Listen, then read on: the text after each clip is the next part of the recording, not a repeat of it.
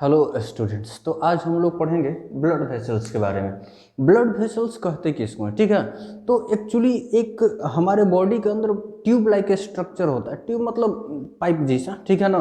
तो पाइप जैसा बहुत सारा स्ट्रक्चर होता है, आकृति होता है, जिसके अंदर जो है खून बहते रहता है एक जगह से दूसरे जगह। मीन्स कि एक ट्यूब लाइक स्ट्रक्चर होता है, ठीक है, आकृति, जिसके अंदर की ये जो है ब्लड क्या होते रहता है, एक जगह से दूसरे जगह इन्हें उन्हें बहते रहता है। उसको हम कहते हैं क्या, ब्लड वेसल्स।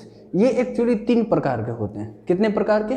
3 प्रकार के। तो वो 3 प्रकार के कौन कौन होंगे? तो सबसे पहला जो होगा वो आर्टरीज, दूसरा वेन और तीसरा कैपिलरीज, ठीक है। तो कहने का मतलब ब्लड वेसल्स किसको कहते हैं, तो समझ में आ गया होगा कि ट्यूब लाइक स्ट्रक्चर मैंने पाइप जैसा, ठीक है, कुछ स्ट्रक्चर होता है हमारे शरीर के अंदर, जिसमें से ब्लड एक जगह से दूसरे जगह खून बहते रहता है। तो उसको हम कहते हैं क्या चीज़, ब्लड वेसल्स। कितने प्रकार के होता है? 3 प्रकार के, आर्टरीज, वेन, कैपिलरी। समझ में आ रही बात? कितने प्रकार का? 3 गो, आर्टरी, वेन और कैपिलरीज, ठीक है। तो अब देखो दिक्कत ये ना कि किसको आर्टरी कहेंगे, किसको वेन कहेंगे, किसको कैपिलरी कहेंगे। समझ में आ रही बात? तो कहने का मतलब रोड तो सब एक ही जैसा होता है, लेकिन अलग अलग नाम होता है, क्योंकि उसका काम अलग, जैसे national highway, state highway, border road है हो। तो उसी तरीके से ना ये तो सब ट्यूबे जैसा होता है, ठीक है, लेकिन काम जो है इसका क्या है, अलग अलग है। समझ में आ रही बात? तो ये आर्टरीज किसको कहेंगे? तो देखो वो ब्लड वेसल्स जो ब्लड को हार्ट से बॉडी पार्ट में ले जाएगा, जिसको हम लोग सेल कहेंगे। समझ में आ रही बात? या कहो ना कि हार्ट से दूर ब्लड को ले जाएगा। कहाँ ले जाएगा? हार्ट से दूर ले जाएगा, तो हम उसको कहेंगे क्या चीज, आर्टरी, ठीक है। अब बात है कि हार्ट से जब ब्लड निकलेगा तो उसको जो है पहुंचाना है पूरे बॉडी में। पूरे बॉडी का मतलब यहाँ सिर से लेके और नीचे कहाँ तक, पैर तक, ठीक है ना, हर जगह पहुंचाना है। तो वहाँ बड़ा फोर्स से निकलता है ब्लड। तो इसका जो वाल होता है, वाल का मतलब समझ रहे हो? वाल का मतलब कि ये जो किनारे का, मान लो ये ट्यूब है, तो ये जो है इसका वाल, ये दीवार जो है, ठीक है ना, किनारे वाला जो होता है वो बहुत स्ट्रॉन्ग और इलास्टिक होता है। इलास्टिक मतलब ना कि हाई प्रेशर से अगर ब्लड जाएगा तो थोड़ा सा ये फैल जाएगा लेकिन फटेगा नहीं। और जो इसका ल्यूमेन होता है, ल्यूमेन किसको कहते हैं? अब मान लो ना कि ये ट्यूब का सबसे आगे वाला मुंह है। समझ में आ रही बात? तो आगे वाला मुंह है इस तरह से, तो अंदर में गैप होगा ये। तो इस ट्यूब की जो कुछ मोटाई होगी, ट्यूब की क्या होगी, कुछ मोटाई होगी। मान लो ये ट्यूब की मोटाई है, ठीक है ना, ये ट्यूब की मोटाई है। तो ये जो है इतना ही दूर में ना ब्लड बहेगा जी। जैसे मान लो कि अगर ये ट्यूब होता तो ये ट्यूब का मोटाई है ये वाला किनारे वाला, तो ब्लड तो इतना ही दूर में बहेगा। तो इतना दूर में बहेगा का मतलब समझ में आ रहा है? इस गैप को जो अंदर खाली है जिसमें से ब्लड पास कर सकता है, इसको कहते हैं ल्यूमेन। तो इसका ल्यूमेन नैरो होता है। नैरो का मतलब अंदर में जगह कम है, पतला है ब्लड बहने के लिए। तो ब्लड हाई प्रेशर से बहता है। समझ में आ रही बात? मीन्स आर्टरीज की बात करेंगे तो किसको कहते हैं, तो वो ब्लड वेसल जो हार्ट से दूर ब्लड को ले जाता है उसको क्या कहते हैं, आर्टरी कहते हैं। समझ में आ रही बात? चलिए इसके बाद इसका जो वाल होता है वो इलास्टिक होता है, थोड़ा फैल जाएगा लेकिन जल्दी फटेगा नहीं, ठीक है। इसका ल्यूमेन पतला होता है। ल्यूमेन का मतलब ट्यूब के अंदर का गैप, ठीक है ना, वो गैप वो का होता है, बहुत पतला होता है। तो जब कम जगह रहेगा, ब्लड ज़्यादा जाएगा तो फोर्स अपने आप का होगा, बढ़ जाएगा, प्रेशर बढ़ेगा। तो कहने का मतलब ब्लड हाई प्रेशर से बहता है, ठीक है। अब देखो थोड़ा सा और बात करेंगे इसके बारे में। अगर हम आर्टरीज के बारे में, तो जनरली इसमें जो है ऑक्सीजनेटेड ब्लड कैरी होता है। अब ऑक्सीजनेटेड ब्लड किसको कहते हैं, तो आप लोगों को पता होगा कि वो ब्लड जिसमें ऑक्सीजन की मात्रा क्या होती है, ज़्यादा होती है, उसको कहते हैं ऑक्सीजनेटेड ब्लड। तो इसमें कैसा ब्लड बहेगा, ऑक्सीजनेटेड ब्लड, ठीक है। जनरली पुल्मोनरी आर्टरी होता है जिसमें डीऑक्सीजनेटेड ब्लड कैरी होता है, तो उसको हम लोग पढ़ेंगे बाद में। तो समझ में आ रही बात? और ये जो है ना डीपली सीटेड होता है। डीपली सीटेड का मतलब समझते हो, शरीर के अंदर है जो नस उस दिखाई दे रहा है ना, पाइप जैसा, ट्यूब जैसा ऊपर से, तो वो जो है समझ लेना कि आर्टरी नहीं है, आर्टरी नहीं है, कहाँ होता है, नीचे होता है। काहे नीचे, कि उसको मसल से सब दबा के रखता है। हाई प्रेशर है, कहीं ऊपरे रहा तो फट जाएगा, एक बार फट गया तो दिक्कत होगा, सब हार्ट का ब्लड जो है बहरी निकाल देगा, आदमी का होगा, मर जाएगा।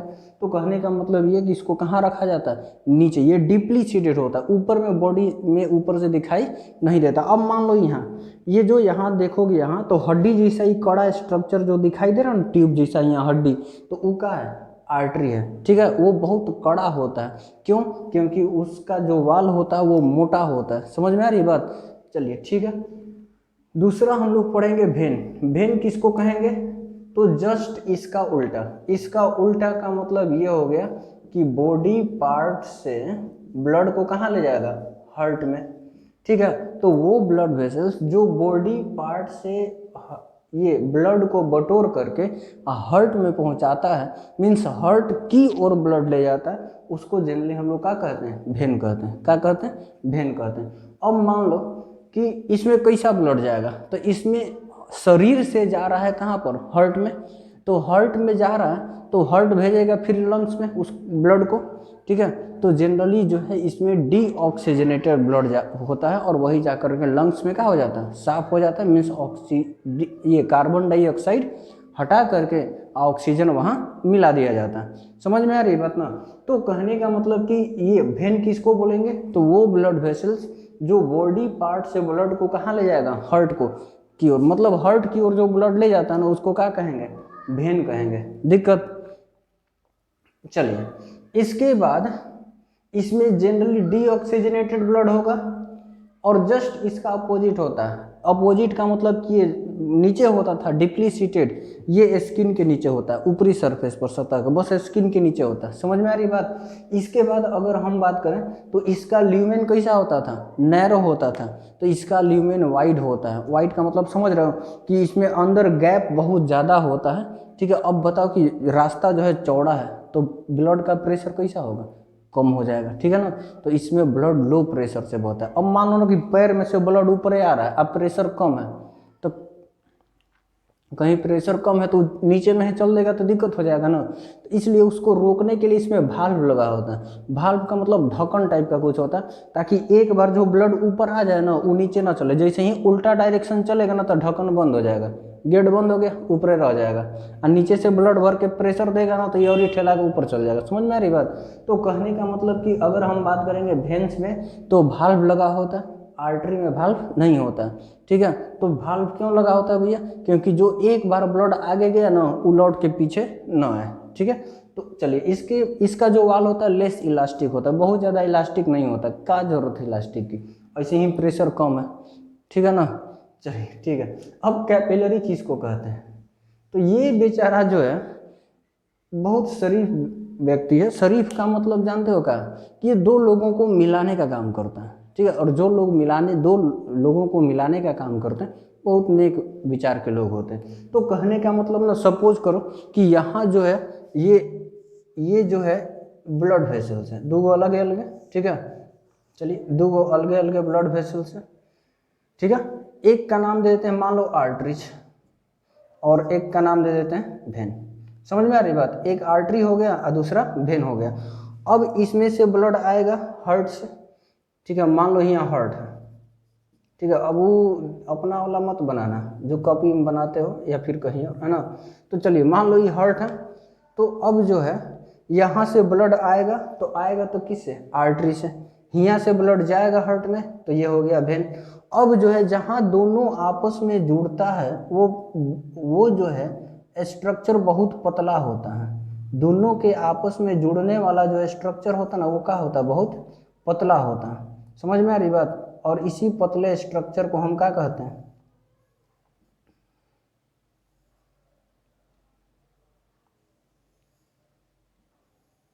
चलो मान लो ना कि एगो ये स्ट्रक्चर हो गया, ये एगो ट्यूब हो गया, एगो ये ट्यूब हो गया, और इस तीनों ट्यूब से ना ये आपस में क्या हुआ है, जुड़ा हुआ है। तो ये इस पतले वाले ट्यूब को हम कहते हैं कैपिलरी।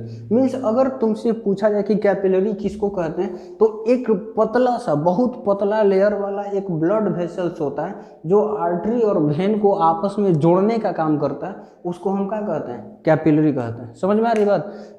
तो चलो ये अमेरिका वाला काम करता है, जब भारत अब पाकिस्तान लड़ेगा ना तो बीच में समझौता करने के लिए कूद जाएगा, हम दोनों को आपस में क्या करेंगे, जोड़ेंगे, ठीक है। और उसी का देन है कि आज तक जो है भारत इस स्थिति में कि बेचारा खुद का जमीन नहीं ले पा रहा, पीओके वाला, ठीक है, तो वो अलग की बात है।